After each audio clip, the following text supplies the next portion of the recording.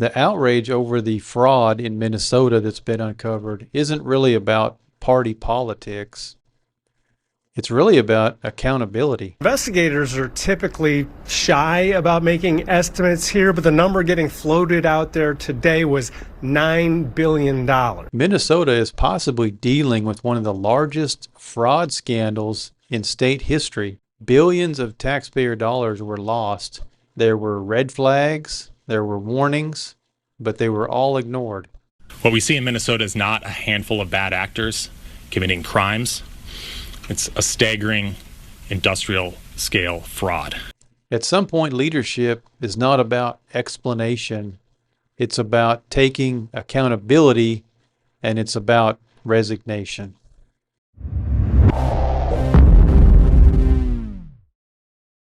Now, I want to be clear, calling for the resignation of someone is not accusing them of a crime, but it's about leaders taking accountability for, at the very least, allowing severe fraud to take place in their state and cost the taxpayers of their state to be robbed billions of dollars. So the federal government really starting to dig into this fraud that's taking place in Minnesota, and it seems like every time you turn around, there's another agency or another business that was set up that they find out about to steal money from the taxpayers of Minnesota. And now the Department of Education is investigating Governor Walz, and they want to know where did all this money go that was fraudulently received for college scholarships. I want to pivot, if I can, to a portion of a letter that you recently wrote to Minnesota Governor Tim Walz. He's been under the microscope, as you know, lately for multiple fraud scandals in that state have taken place on his watch. We have this for our viewers. Here's what you wrote to the governor. You said the U.S. Department of Education became aware that fraudulent college applicants, especially concentrated in Minnesota, were gaming the federal post-secondary education system to collect money that was intended for young Americans to help them afford college. In Minnesota, 1,834 ghost students were found to have received $12.5 million in taxpayer-funded grants and loans. Given your dereliction of the office entrusted to you by Minnesotans, I implore you to resign and make way for more capable leadership, end quote. It's just amazing that all this was going on without very important people knowing it was going on and allowing it to go on. And if we find out that people within the government allowed this to go on, you have to think they profited in some way, or maybe the Democrat Party profited in some way. So it just seems to me like this thing is so large and widespread across all state agencies and federal agencies in Minnesota. Important people had to know. Can you walk me through what you've uncovered there with this administration, looking at what happened with this alleged fraud in Minnesota? And then have you had any response from the governor's office, from Governor Walz himself? Well, to my knowledge at this point, we have not received any response. And what we have done in looking through the entire program of the federal student loan program, and we had found, and there was a large concentration of it in Minnesota, but totally across the country, we have now saved taxpayers about $1 billion. But what's happening is those universities where students were applying for federal loan, they were not required to show any kind of identification to prove who they were. And so therefore, we had bots that were applying online. We had ghost students that were applying online, and the money, gets sent out once the application is approved. And so what we have done at the Department of Education at this particular point on the FAFSA loan program is now requiring different levels of ID so that money is in fact going where it's intended, to real students, not students, well, some of them weren't even still alive. And there are bots that were receiving the money, they were going to monies in banking accounts, sometimes, offshore. Okay, so, Tim Walz claims that his state was taken advantage of because they're so generous. This is a situation where they're giving money, the federal government giving money for scholarships there at Minnesota universities. This was set up not to be easy or generous, to not have to prove your identity or show who you are. It feels like this was set up intentionally for fraud. I think they're going to find out this was probably a very sophisticated operation taking advantage of these government agencies. But how could you make it any easier for someone to steal the money than how this was set up? So it seems intentional. It was set up for the money to be stolen. And it's looking more and more like that every day. The more you hear about all these different things, it looks like it was all set up that way. But Tim Walz, he claims, they just attract criminals because they're so generous. And I really don't think it's stupidity either. A lot of people accuse him of not being a very smart guy, but I think there's something a lot more sinister involved than ignorance. Madam Secretary, if the governor does not respond to your letter, obviously you've uncovered a lot. There's major concern there with where this money is going, if at all, anywhere in the states. What is the next step? Well, I would like to hear from the governor, and I'll wait and hear what his response is. There are many levers that the Department of Education has, with federal funding, et cetera. I can't imagine having a child that was turned down for a scholarship in Minnesota, or someone told, okay, the funds now are gone, the money's gone, we've given out all the scholarships we can do this year, and that money winds up going into someone's bank account overseas or into someone's pocket that's not even using it for college. Just really despicable. It just goes right along with all the other types of agencies that were stolen from that really affects the young people there in Minnesota. So I'm sure there's a lot of outrage there in Minnesota, I would hope. And there should be a lot of people calling for Tim Walz to resign. And he really should be a man and step forward and say, because of all of this, because all of this was allowed to fester and to carry on in my state under my watch, I'm willing to resign, and he should resign. One thing I noticed about Tim Walz, it's kind of like a hobby of his to call for the resignation of other people. So the governor first called for the resignation of John Thompson over the weekend, but is doubling down on those calls this morning, saying that elected officials need to be held to a higher standard. Well, they have more pull. I don't think Senator Eichmann cares much what I say, but yes, I think he should resign. A growing number of elected officials are asking Sheriff Hutchinson to step aside following new details about his drunk driving arrest, including Governor Tim Walz, who's the highest-ranking leader to do so. But I think most Minnesotans know, and most Minnesotans understand, that there's consequences for decisions like that. At the Capitol, Governor Walz and some of the state's top Democrats starting to call for Senator Nicole Mitchell to resign. So, Tim Walz, he doesn't mind calling for other people's resignation, but he's willing to stay in office with all of this stuff coming out and all of the money that he has been stolen under his watch from the taxpayers of Minnesota. He's able to stay in the governor's mansion and sleep at night and call for other people to resign. So as you can see, Tim Walz is pretty quick to tell other people they need to step down and resign when they have issues come up in their careers. But he's willing to stay in office and weather the storm over this multi-billion-dollar fraud scandal that he oversaw as governor. All this happened under his watch, and he's so far remains governor. Now, what's going on in Minnesota? Well, there are 84,000 Somalis who have settled in Minnesota. And their congresswoman is, as you know, a very, very strident leftist named Ilhan Omar. That's a lot, and they're all in the Twin Cities. The population of Minnesota is just 5.8 million. That's a significant minority. Now, the governor of Minnesota, Tim Walz, was the VP vice presidential nominee under Kamala Harris. Walz and his operation should have rooted out this fraud, but did not. Okay, Attorney General didn't know, the Minnesota authorities didn't, nobody knew. And how This did they not know? story There's so was much of actually it. broken by journalists. And then the feds moved in because it was federal money.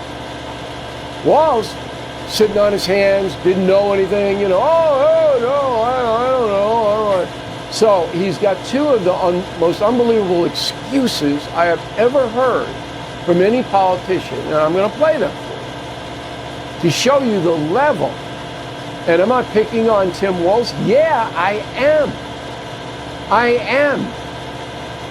He was almost vice president. It's not law-abiding citizens. If that were the case, there's a lot of white men should be holding a lot of white men accountable for the crimes that they have committed. I think for the community to maybe educate their population, because I think what you're seeing here is they're secondary victims in this. White men? What do white men have to do with it? What are you doing? What skin color have to do with it? It's a group of people. They have been arrested and many of them convicted. What do white men have to do with it? Why are you doing this? Why are you being racist? And that's an absolutely racist statement. Now, if a conservative or right-winger makes a racist statement, it's page one at that level, at the governor level. But he can say that? Well, it's white men. No, well, a lot of white men accountable for the crimes they have committed. What crimes? What are you talking about? Crimes are committed by every race, color, and creed. White men? Yeah, who cares if white men were involved also, such as Tim Walz? Convict them also. I think everybody in Minnesota would be all for that. Anyone involved, no matter what color they are, what gender they are, they need to be convicted if they were involved. It's so maddening that this is the level of governance that we have.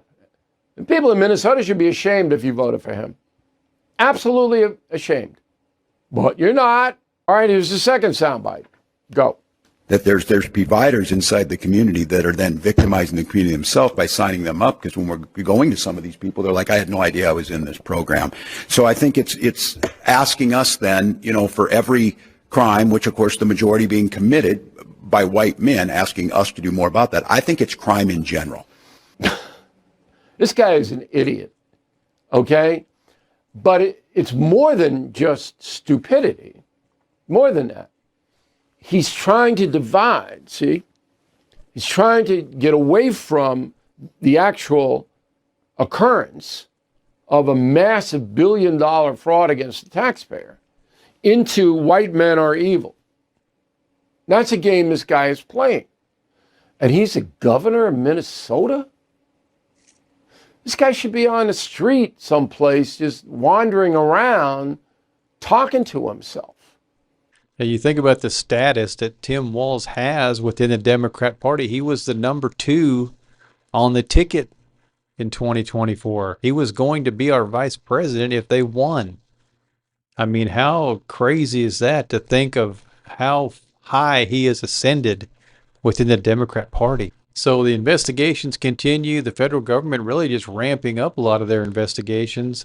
Convictions have been happening from previous investigations and trials, and progress is being made, but there's so much still to uncover. I think the story is just going to continue to grow and grow. Named Asha Hassan, you may remember the name. She was the very first defendant charged with defrauding Minnesota's publicly funded autism care program. We were at the U.S. District Courthouse this morning as she entered her guilty plea on a single count of wire fraud. Hey, we got no comments today. Asha, anything you want to say? She and her attorneys here would not comment on the case, but I do want to break it down for you. Hassan owned a business here known as Smart Therapy LLC. She pleaded guilty in 2 schemes, not just the autism care or EIDBI program, but also she admitted her role in the massive Feeding Our Future child nutrition fraud In total, taking in some $14 million in Medicaid funds, another $450,000 supposedly earmarked to feed hungry children. Prosecutors point out she sent hundreds of thousands of dollars out of this country to Kenya to purchase real estate in her own name. Guilty plea includes restitution of nearly $16 million that she owes to the United States government. Lead prosecutor there, Joe Thompson, was asked what the odds are of collecting such a significant amount. Well, it depends. It's defendant by defendant. We seize assets from many people. If they have money in bank accounts, we're very aggressive in seizing those funds. If they purchase real estate, especially if they purchase it without financing, we're very aggressive in getting that property back, and we can liquidate it and use to pay off. In the Feeding Our Future case, for example, I think we're somewhere between $60 and $70 million that we've recovered. About $30 million of that is cash or liquid money seized from bank accounts. The rest is a combination of real estate and cars. You know, it's so disgusting when you think about the agencies and the places where the money was stolen from. And I just can't imagine how sick a lot of people in Minnesota must be when they turn on the news every day and they keep hearing more and more about how their government agencies were just being fleeced for all this money, and all of the money keeps adding up that left their state that was supposed to be for them and their communities to make their lives better, paid for by them, and so much of that money just disappeared. FBI agents carried out boxes of files from Ultimate Home Health Services in Bloomington Thursday morning. The state suspended its license this month after discovering alleged fraud in its Integrated Community Supports Program, or ICS. The door is broken there, and federal prosecutors say Minnesota's entire Medicaid program seems broken. What we see in Minnesota is not a handful of bad actors committing crimes. It's a staggering industrial scale fraud. Prosecutors charged 6 people with fraud Thursday, but none yet in ICS. They say Minnesota did a bad job of creating guardrails, so the state became a target for fraud, even by people from out of state. For the first time, they charged 2 men accused of fraud tourism, coming from Philadelphia, setting up shell businesses, then billing Minnesota from back home. Okay, the state did a bad job of creating guardrails. Now, again, my belief is that was intentional. This was all done to weaken the security of these programs against fraud. And to me, this all looks very organized, and it's probably very far-reaching, and it's hard to imagine all this was carried out without involving some very powerful, very important people in the state of Minnesota. In all, the state has declared 14 programs as high risk, and those programs have cost $18 billion since 2018. So how much of that is fraud? That's the $18 billion question. The answer is far too much. So far, prosecutors have proved about $350 million in fraud, but they say that's just the tip of the iceberg. Yeah, First they're just Assistant getting U.S. started. Attorney Joe Thompson said a significant portion of the $18 billion could be fraudulent. When I say a significant amount, I'm talking on the order of half or more, but we'll see. When I look at the claims data and the providers, I see more red flags than I see legitimate providers, and overwhelmingly so. You know, it's just incredible. Like I said, almost every day something else comes out there of the fraud going on in Minnesota. And this was very elaborate and sophisticated is what it's starting to look like. And it's just hard to imagine that something like that took place in state government in the United States. It's shameful. It's embarrassing to the state of Minnesota, I'm sure. It's embarrassing to the United States that this was even possible. But what do you guys think if Kamala Harris would have been elected and Tim Walz was our vice president? Do you think any of this would have ever came to light? Do you think that it would have continued? And what do you think about the governor there in Minnesota? Is it such a horrible situation he finds his state in that he should do the right thing and resign? Or do you think he should just fight through this and hang on for his political life? Let me know what you guys think in the comments, and I'll see you on the next video.